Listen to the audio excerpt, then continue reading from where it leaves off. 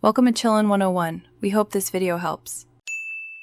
You start now, power off and unplug the laptop, remove the battery if possible, and ground yourself to avoid static damage. Once done, remove any surrounding screws that obstruct access, then select a driver slightly smaller than the damaged head for better bite. Press down hard to seat the tip. This creates friction and reduces cam out. If the driver slips, add a wide rubber band over the screw head to increase traction. Maintain steady pressure and slow, controlled turns while you test whether the screw begins to move. Once the rubber band trick fails, switch to more forceful tactics.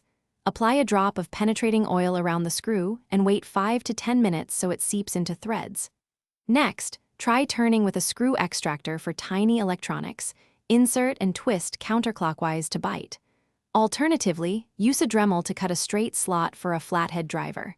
If threads are corroded, briefly heat the screw with a soldering iron for 5 to 10 seconds to break adhesive bonds. Then try extracting again with steady pressure. As you finish, back out the screw slowly and inspect the hole. If threads are damaged, re-tap or use a slightly larger replacement screw sized to the laptop's chassis. Once the new screw secures, reassemble and confirm ports and buttons function. If the screw breaks or remains seized inside the chassis, remove the bottom panel and extract the shaft from behind when accessible. If none of this works, stop and consult a professional. Forcing tools can crack plastic or strip internal posts, causing.